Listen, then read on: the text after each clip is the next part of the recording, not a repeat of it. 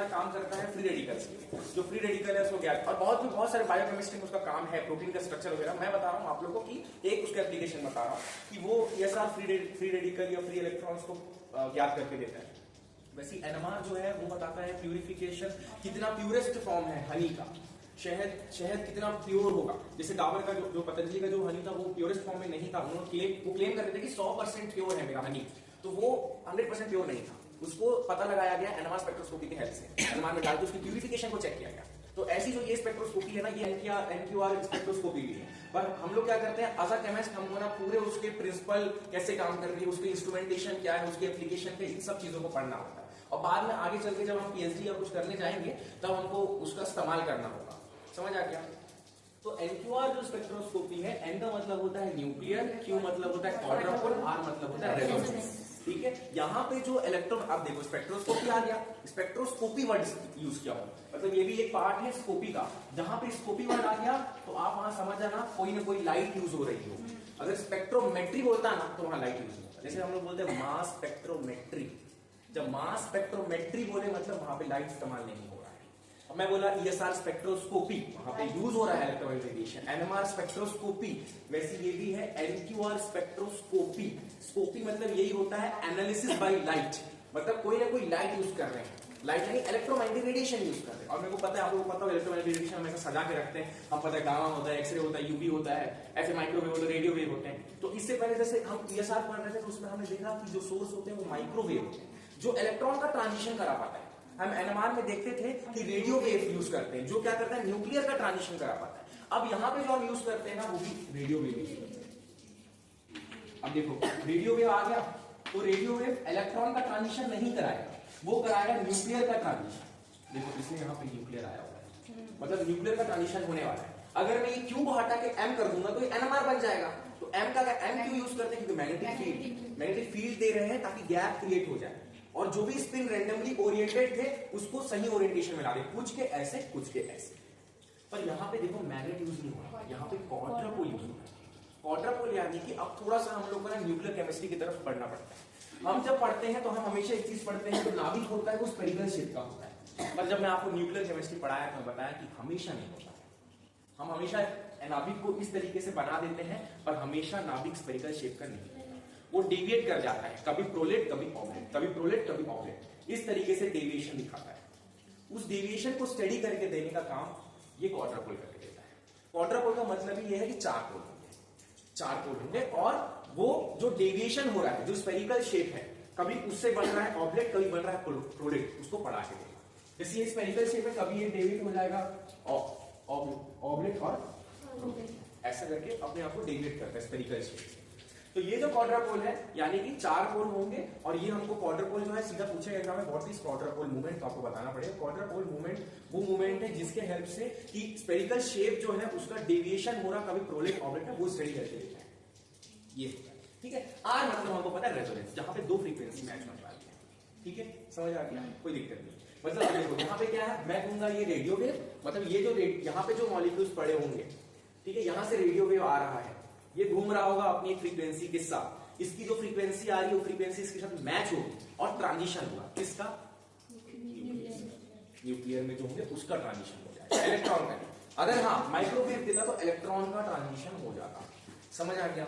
इस तरीके से मैं इसलिए पढ़ाता हूं क्योंकि हमको ऐसा ही याद रखना है। पहले NQR हुआ तो हाँ उसमें ये इस्तेमाल कर रहे, रेडियो वेव तो क्यों कर रहे पता होना है, ठीक है। वैसे हमको हर एक स्पेक्ट्रोस्कोपी का एक सोर्स होता है। अगर स्पेक्ट्रोस्कोपी बोला तो, अगर मैं बोलूंगा मास स्पेक्ट्रोमेट्री में कौन सा रेडिएशन यूज करते हैं, कभी कोई पूछेगा तो बोलना सर्वान नहीं, क्योंकि मेट्री यूज होता है, तो कोई भी लाइट वहां यूज नहीं करती। स्कोपी वर्ड आ गया मतलब एनालिसिस बाय लाइट, कोई ना कोई इलेक्ट्रोमैग्नेटिक रेडिएशन यूज होती है। समझ आया कैसे हो रहा है? तो यहाँ पे हम रेडियो वेव यूज करते हैं। अब आते हैं सिलेक्शन रूल। हमने NMR में भी सिलेक्शन रूल देखा था। अगर उसका आई का मान, आई मतलब क्या होता है, न्यूक्लियर का स्प्लिट, हम ये निकालना भी बताया है। जैसे क्या होता है, हाइड्रोजन का आई का मान होता है 1/2। ये आई का मान कैसे आता है, जब हम न्यूट्रॉन और प्रोटॉन को भरते हैं अलग अलग तरीके से। जब हमने पढ़ा था न्यूक्लियर शेल मॉडल, हमने न्यूक्लियर शेल मॉडल पढ़ा था न्यूक्लियर केमिस्ट्री में, जहां हमने देखा कि जैसे इलेक्ट्रॉन को भरा जाता है, ठीक उसी तरीके से नाभिक के अंदर जो न्यूट्रॉन और प्रोटॉन है उसे भी भरा जाता है। हम पढ़े हैं इस चीज को, तो वहां से इस आई का मान निकल के आता है। ठीक है, अब देखो जैसे हम एनएमआर पढ़ते थे तो देखते थे कि न्यूक्लियर का जो स्पिन है ना वो जीरो नहीं होना चाहिए, तो वो मॉलिक्यूल्स आपको लाके दूंगा, आप देखोगे अच्छा इसका आई का मान तो जीरो है, मतलब न्यूक्लियर का ट्रांजिशन होगा नहीं, तो फिर वो एनएमआर इनएक्टिव होते हैं। फिर हम ईएसआर में देखें, उसका भी कोई सिलेक्शन रूल था। मान लो कोई मैं आपको मॉलिक्यूल्स लाके दे रहा हूं और मैं बोल रहा हूं कि इसमें अनपेड इलेक्ट्रॉन प्रेजेंट नहीं है, तो आप बोलोगे हम नहीं कर सकते, ईएसआर इनएक्टिव है। ये जरूरी तब पड़ेगा जब आप आगे पढ़ोगे तो देखोगे, जब बायो इनऑर्गेनिक वगैरह पढ़ोगे ना, तो कोई बायो इनऑर्गेनिक के जो भी मॉलिक्यूल्स हैं वो ईएसआर इनएक्टिव है एक्टिव है पता करना पड़ता है। तो आपको ये पता होना चाहिए। देखो जैसे हम लोग ईएसआर का भी सिलेक्शन रूल पढ़े, एनएमआर का भी सिलेक्शन रूल पढ़े, वैसे ही एनक्यूआर का भी सिलेक्शन रूल देखेंगे। तो एनक्यूआर का सिलेक्शन रूल होता है आई इज ग्रेटर देन और इक्वल टू 1। मतलब देखो इसको समझो, ये क्या लिखा है, कुछ लोग रटने का जरूरत हो, आई का मान 1 के बराबर हो सकता है या तो 1 से बड़ा हो सकता है, मतलब शून्य नहीं हो सकता। अगर 1/2 होगा तो वो भी हाफ हो गया ना, 1 से छोटा होगा तो ये भी नहीं होगा। अगर 3/2 आएगा तो, अगर आई का मान 3/2 आएगा तो वो एनक्यूआर एक्टिव हो जाएगा। मान लो कोई मॉलिक्यूल्स लाके दिया, मैं बोला कि हाइड्रोजन, आपको पता है हाइड्रोजन का आई का मान है 1/2, मतलब वो एनक्यूआर इनएक्टिव, आप उसको स्पेक्ट्रोस्कोपी में डाल के चेक नहीं करो, ठीक है। अगर मैं कोई और लाके दी जैसे कि नाइट्रोजन है, इसका आई का मान होता है 1, आई का मान इसका क्या होता है 1, तो 1 हाँ एक आई का 1 के बराबर हो सकता है, तो ये एनक्यूआर एक्टिव हो गया, मतलब आप इसको डालो और बढ़िया ट्रांजिशन वगैरह जो भी यहाँ पे क्रिएट होगा सब दिखेगा। समझ आ गया।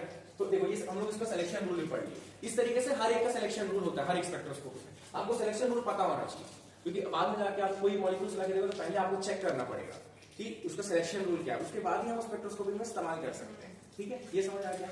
अब देखो जैसे बताया दो चीजें आपको पढ़ना रहता है, दो चीजों के बीच में इंटरेक्शन होता है। अब देखो हर जगह हम एक चीज पढ़े, इंटरेक्शन होता है कहीं ना कहीं। जब हम देखें कि यहाँ पे इलेक्ट्रॉन पड़ा होगा, इलेक्ट्रॉन का जो स्पिन होगा उसका इंटरेक्शन हो जाएगा न्यूक्लियर स्पिन के साथ, तो देखना हाइपरसोनिक स्प्लिटिंग हो रही है। हम देख रहे हैं कि इलेक्ट्रॉन का स्पिन है और मैग्नेटिक फील्ड आ रही है, उनका हो रहा है, ट्रांजिशन हो रहा है, फ्रीक्वेंसी मैच हो रही है, ट्रांजिशन हो रहा है। तो कहीं ना कहीं इंटरेक्शन यहाँ पे स्पेक्ट्रोस्कोपी में इंटरेक्शन पढ़ते रहते हैं। तो यहाँ पे किसके बीच में इंटरेक्शन है, क्योंकि मैग्नेटिक फील्ड आ रही है, तो किसके बीच में इंटरेक्शन है, यहाँ इंटरेक्शन होता है जो हमारा क्वाड्रपल मूवमेंट है और इलेक्ट्रिक फील्ड ग्रेडियंट के साथ। क्वाड्रपल मूवमेंट यानी वो होता है कि जो डेविएशन हो रहा है स्फेरिकल शेप का, कभी प्रोलेट में कभी ऑब्जेक्ट में, उसकी स्टडी होती है ये क्वाड्रपल मूवमेंट और electric field gradient. Electric field मतलब समझो इलेक्ट्रॉन होगा हमारा बाहरतम कोश में, अंदर में नाभिक है, क्वाड्रपल जनरेट करके रखा है, बाहर में होगा इलेक्ट्रॉन्स, जो कि होंगे इलेक्ट्रॉन्स, यानी कि इलेक्ट्रॉन्स के पास कोई ना कोई चार्ज होता है। जब भी कोई चार्ज पार्टिकल एक्सेलरेट करेगा, जब भी हमारा ये इलेक्ट्रॉन है ऐसा एक्सेलरेट करेगा, जब भी कोई चार्ज पार्टिकल एक्सेलरेट करता है तो अपना एक magnetic field electric field generate करता है, अपना एक मैग्नेटिक फील्ड जनरेट करता है। तो वो मैग्नेटिक फील्ड एक्स डायरेक्शन में कैसा होगा, वाई डायरेक्शन में कैसा होगा, जेड डायरेक्शन में कैसा होगा, ये इलेक्ट्रिक फील्ड ग्रेडियंट बताता है। ग्रेडियंट मतलब होता है चेंज, मतलब कि एक्स डायरेक्शन में इलेक्ट्रिक फील्ड क्या है, वाई डायरेक्शन में इलेक्ट्रिक फील्ड क्या है, जेड डायरेक्शन में इलेक्ट्रिक फील्ड क्या है, ये इलेक्ट्रिक फील्ड ग्रेडियंट बता देता है। तो ये इलेक्ट्रिक फील्ड आप लोगों को, आपको बस इतना बेसिक कॉन्सेप्ट पता है कि इनके बीच में होता है। अब बात एग्जाम में पूछेगा right in theory in this, तो आप बताओगे इसमें कि यहाँ पे जो बेसिकली ये है कि क्वाड्रपल मूवमेंट और इलेक्ट्रिक फील्ड ग्रेडियंट के बीच में इंटरेक्शन होता है और हमको देखने को मिलता है, जो भी समझ आ गया, ये क्लियर है। अब देखो, अब यहाँ पे इससे पहले मैं जब ईएसआर बताया तो भी बताया मैं आपको कि कैसे हम डीजेनरेट लेवल देखते हैं, हमको कैसे पता चलता है कि डीजेनरेट लेवल कितने प्रेजेंट है। जैसे हम लोग देखते थे कि सबसे पहले स्प्रिंग निकालते थे, उसके बाद टोटल स्प्रिंग मल्टीप्लिसिटी निकालते थे 2s+1 से, फिर पता चलता था कि 2 डीजेनरेट रहेंगे, 3 रहेंगे, 4 रहेंगे, 5 रहेंगे। तो यहाँ पे भी है, पर यहाँ पे फॉर्मूला चेंज होता है। ठीक है, उसको मैं बताता हूँ थोड़ा सा, क्योंकि ये जो है ना ये बुक में भी अच्छे से दिया है, इसको इसको पढ़ के देखना आप लोग, पर इसमें ये नहीं दिया है कि कौन से फॉर्मूला से उसकी वैल्यू रेंज होगी, तो मैं वो बताता हूँ। मैं पहले बताया हूँ, फिर एक बार बता देता हूँ, याद आ जाएगा। ठीक है, तो ये एनक्यूआर बहुत इंपॉर्टेंट है आप दोनों सेमेस्टर के लिए, और ये नेट के लिए इंपॉर्टेंट है, और ईएसआर भी नेट के लिए इंपॉर्टेंट है, एनएमआर भी नेट के लिए इंपॉर्टेंट है। ठीक है, मैं बताऊँ मैं 3 बार अटेम्प्ट दिया हूँ, 2 बार नेट का, 1 बार सेट का, तीनों बार में एनएमआर के क्वेश्चन आए और ईएसआर के क्वेश्चन आए, नंबर ऑफ सिग्नल निकालने के लिए हमेशा आता है, हमेशा आता है, मतलब छूटेगा ही नहीं। एनएमआर ईएसआर दोनों मोस्ट इंपॉर्टेंट है, एनक्यूआर उतना इंपॉर्टेंट नहीं है, एनएमआर इंपॉर्टेंट है। ठीक है, अगर मैं ये क्यू को हटा दूंगा और एम लगा दूंगा ना, तो आप लोग समझ जाना मैग्नेटिक फील्ड यूज कर रहे हैं, गैप ऐप क्रिएट होगा, बढ़िया से ट्रांजिशन होगा। क्वाड्रपल आ गया, मतलब यहाँ पे मैग्नेटिक फील्ड यूज है, जीरो फील्ड स्प्लिटिंग बोलते हैं इसलिए, जीरो फील्ड स्प्लिटिंग यानी मैग्नेट यूज नहीं कर रहे हैं यहाँ पे।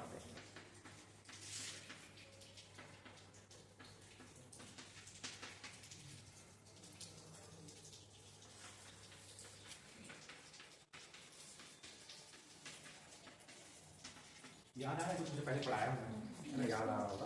ठीक है, अब देखो जैसे मान लो मैं इनकी बात कर रहा हूँ, इतना इसको लेकर कि मैं नाइट्रोजन को लिया हूँ आपके सामने, ठीक है, इसका आई का मान 1 होता है। हम लोग कुछ जैसे नाइट्रोजन का, फ्लोरीन का, फास्फोरस का, कुछ ऐसे ना आप लोग याद कर लेना आई का मान। अब आई का मान कैसे आता है बोलने से न्यूक्लियर शेल मॉडल से आता है। आप लोग को फिर वो 1s1/2, 1p3/2, 1p1/2, 1p5/2 में आपको न्यूट्रॉन प्रोटॉन भर के देखना पड़ेगा और आखिरी में जहां फंसेगा उसका आई का मान आता है।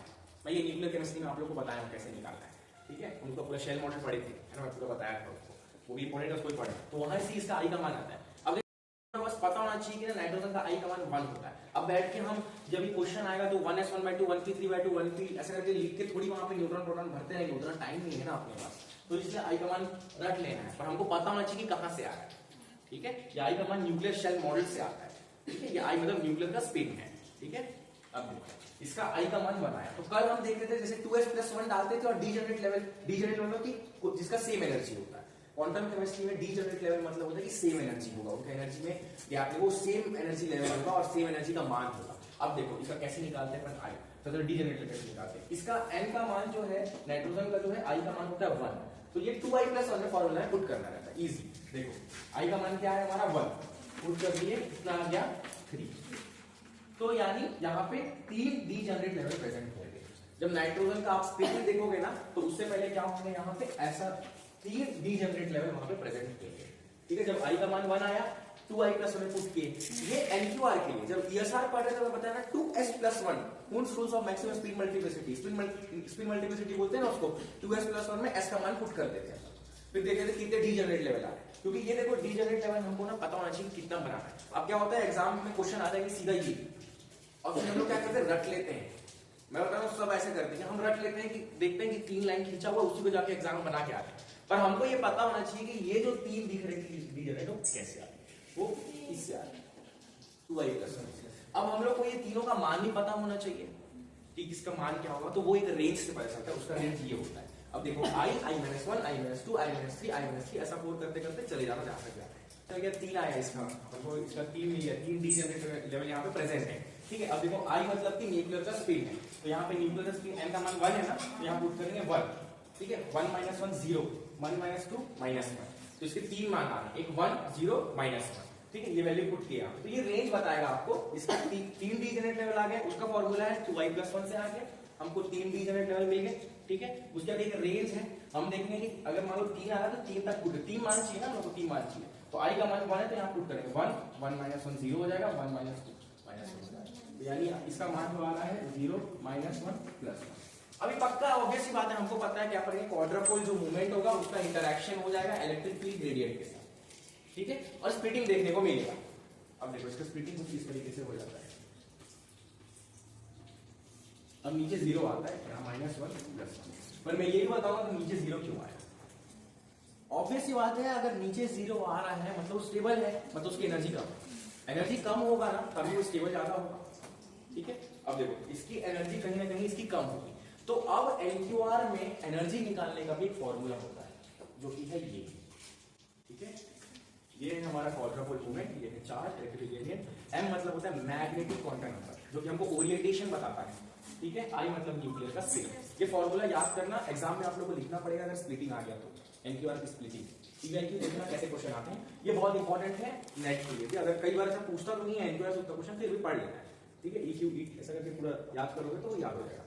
ठीक है, ये समझ आ गया। और ये जो है ना इसको क्वाड्रपोल मूवमेंट कहते हैं, इतना को अगर मैं लिख दूंगा ना तो क्वाड्रपोल मूवमेंट कहलाता है। अब देखो हम लोग को ये समझ आ गया कि I का मान अगर हमें पता होने कोई भी मॉलिक्यूल I का मान पता है हम लोग को, उसके बाद 2i+1 में डालेंगे और देखेंगे कितने डीजेनरेट लेवल प्रेजेंट है, और एक एक डीजेनरेट लेवल का मान निकालने के लिए हमारे पास एक रेंज है ये। अगर मान लो यहाँ पे ना डीजेनरेट लेवल 5 होते ना तो फिर 5 बार यहाँ पे इसका मान पुट करके पांचों का हमको पता करना पड़ता है कि इसका क्या आने वाला है। ठीक है, समझ आ गया। अब ये 0 नीचे आ रहा है मतलब कहीं ना कहीं इसका एनर्जी कम है, तो इस 0 को हमको यहाँ डालना पड़ता है। ठीक है, अब कैसे डालोगे, ये 0 - 1 +1 क्या बता, जैसे मान लो अगर मैं बनाता हूँ ना ऐसा, ये 0 - 1 हम ऐसा करते हैं ना तो ओरिएंटेशन बता सकता हूँ, तो ये 0 - 1 +1 को ये m में डालना होता है। जैसे मान लो कि मैं चाह रहा हूँ कि ये 0 नीचे क्यों आया, मुझे ये पता करना है, तो मैं क्या क्या पुट करूंगा, ये दोनों तो ऐसा ही रहेंगे, उसमें कुछ वैल्यू पुट नहीं करना है। यहाँ पे जो है ना ये मैग्नेटिक क्वांटम नंबर, यहाँ पे 0 पुट करूंगा। ठीक है, I क्या है हमको पता है, I बनाया हुआ है, तो यहाँ पे 1, यहाँ भी 1, यहाँ भी 1, ये पुट करूंगा ना तो इसका मान माइनस में आता है। अभी निकाल के बताया था मैं, जब इससे पहले बताया था, तो अभी नहीं बताता हूँ, तो इसका मान ना माइनस में आता है। ठीक है, और जब मैं यहाँ पे ये जो -1 को पुट करता हूँ और +1 को ना, तो इसका मान 1 आता है। देखना मतलब इसका वैल्यू दोनों का सेम आएगा। तो ये दोनों यहाँ पे आ रहा है। इसका एनर्जी जो होता है ना ज्यादा होता है, ये ऊपर चले जाता है, इसका कम होता है। समझ आया? इसमें लिखा हो गया, इसमें जैसे इसका आया है, इसका आया -2/4, डाल के देख लेना आप लोग, ये 0 हो जाएगा। यहाँ पे पुट करोगे ना 0 0, ऐसा यहाँ पे 1 1 पुट करके जाएगा तो आ जाएगा। सभी 1 1 2 हो गया ना, 2 रखो यहाँ पे, ये हो गया 1 यहाँ पे कर दिए तो कितना हो गया 1, तो कितना होगा 2/4 पर माइनस, ठीक है। अगले जब पुट करोगे ना तो वो आ जाएगा 1/4, ऊपर का जो है दोनों का मान, प्लस हो या माइनस हो दोनों का मान, पुट करके देख लेना आपको आ जाएगा, ठीक है। तो देखो ये प्लस में आ रहा है, ये प्लस में आ रहा है, ये होगा 1/4, ये होगा देखो, ठीक है, क्योंकि इसमें मान पुट करना है नहीं, ये माइनस में आगे ऊपर। तो देखो इसका ना एनर्जी कितना कम है, ये एनर्जी है, एनर्जी का फॉर्मूला देखो, एनर्जी का फॉर्मूला, एनर्जी की फॉर्मूला पुट करो देखो कम आ रहा है, पर ये एनर्जी का फॉर्मूला NQR के लिए। अगर मैं ESR के लिए बोलूंगा तो ये हो जाएगा, ये स्पीड, ठीक है, UV H नॉट GR, ठीक है, लाइन स्पीड फैक्टर बहुत मैग्नेट्रॉन अप्लाई मैग्नेटिक। ये एनर्जी में जब आप जब स्प्लिट हो जाएंगे सिग्नल, आपको पता है नीचे में जो है -1/2 आ रहा, तो यहाँ -1/2 कर दो, ऊपर वाला +1/2 कर दो, तो आपको देखने को मिलेगा कि एनर्जी नीचे आ रही है, भाई उसकी एनर्जी कम है, तो आप यहाँ पे 0 जो है ना मनमानी नहीं डाल सकते। 0 आने का कारण ये है कि आपने जब इस एनर्जी के फॉर्मूला में वैल्यू पुट करके देखा तो पता चला कि इसका वैल्यू तो एनर्जी का ये आ रहा है -2/4, और हमको पता है +1/4 मतलब बढ़ रहा है आगे, ये ज्यादा है इसकी एनर्जी, एनर्जी ज्यादा है अनस्टेबल, ये दोनों अनस्टेबल। पर देखो दोनों का जो है ना +1/4 मान आता है, दोनों डीजेनरेट लेवल में, दोनों फिर से फर्दर स्प्लिट कर जाएंगे, पर वो कॉम्प्लेक्स फॉर्म होता है, वो बाद में पढ़ना रहता है, PhD में जब करोगे तो, अगर NQR पे काम करोगे तो पढ़ना पड़ेगा। अभी हम लोग को उसकी स्प्लिटिंग है उसके बारे में जानने की जरूरत नहीं है, ठीक है। समझ आ गया कैसे कर रहे हैं? देखो इसमें कंफ्यूजन हो सकता है पर इतना कोई कॉम्प्लिकेटेड नहीं है, ठीक है। आई का मान पता चल गया ना आप लोगों को, 2i+1 डालना। 2i+1 जो है ना फॉर्मूला है कि नंबर ऑफ डीजेनरेट कितने होंगे, ये जो बनाया ना मैं डीजेनरेट, वो कैसे निकलेंगे, और फिर उसका वैल्यू बताने के लिए एक रेंज होता है i, i-1, i-2, i-, आई का मान जो है पुट करते जाना, जितना आपको मान चाहिए, 3 का है, 3 का मान 3 पुट कर देना और आपको मान मिल जाएगा। और नीचे 0 आ रहा है, वो कैसे पता चल रहा है, उसका एनर्जी के फॉर्मूला से, इस फॉर्मूला से पता चल रहा है। 2 दिन पढ़ोगे ना तो याद होगा, ये याद रख लेना, फिर 3m² - i, i+1 4i 2i - 1 याद हो जाएगा, करते जाओगे 12 क्वेश्चन सॉल्व करेंगे, ठीक है। ये क्लियर है? तो ना हम लोग को है ये चीज ना रटना है, इसलिए मैं हमेशा बोलता हूँ कोई चीज रटने का जरूरत नहीं। 0 नीचे क्यों आया वो भी है, ये H कोड के बुक में बहुत अच्छे से एक्सप्लेन किया है, और 2-3 एग्जांपल और एल्यूमिनियम का भी एग्जांपल दिया है, तो इसके क्वेश्चन सॉल्व करके देखना। पर ये एल्यूमिनियम तो बहुत हाई लेवल का, इतना तो पहुंचेगा, पर आप लोग पढ़ लेना, ठीक है, पर पूछेगा ये नाइट्रोजन तक ही जाएगा, मैं लिख के दे रहा हूँ, उससे आगे तक नहीं पूछेगा।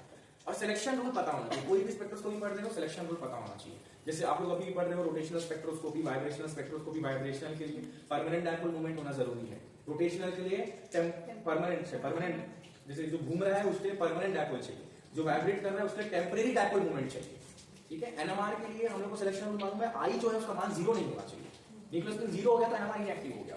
ESR के लिए पैरामैग्नेट होना जरूरी है, वैसे NQR के लिए ये सिलेक्शन रूल है, I is greater than equal to 1, ऐसे सिलेक्शन रूल पता होना चाहिए। तो एक सीक्वेंस की चीजें याद रखोगे तो ही याद आएगा। पहले सोर्स पढ़ना है, उसके बाद सिलेक्शन रूल पढ़ना है, फिर उसका देखना है कि हम लोग का स्प्लिटिंग कैसे हो रही है, बस उसके बाद एनर्जी का फॉर्मूला याद रखें। एनर्जी का फॉर्मूला सब में आ गया, ESR में आ रहा है msdUVH0, वैसे इसका है EQ 3m² - i i+1 4i 2i - 1। तो बार-बार करोगे तो धीरे धीरे ना वो बैठ जाएगा दिमाग में, ऊपर नीचे होगा पर वो चल जाता है, कोई दिक्कत नहीं, बार-बार प्रैक्टिस करो तो आ जाएगा। और ये मैं बता रहा हूँ इस लेवल का आंसर लिख के आओगे ना जब तो अच्छा लगेगा। अगर एनर्जी का फॉर्मूला पूछेगा स्प्लिटिंग करके दिखाओ बोलेगा तो आप लोग एनर्जी का फॉर्मूला डालोगे, तो पुट ऑन करोगे, अच्छे से पूरा बना के लिखोगे ना, तो ऑब्वियस बात है नंबर पूरे मिलेंगे, जितना पूछा है उतना लिखना है। अगर मान लो वो पूछा कि आप प्रिंसिपल बताओ NQR का 2 नंबर में है, तो सिर्फ प्रिंसिपल बताना है, उसमें जबरदस्ती का ये सब नहीं डालना है, स्प्लिटिंग नहीं करा देना है, एग्जांपल वगैरह लिख, जितना पूछा है सिर्फ उतना लिख के आना है।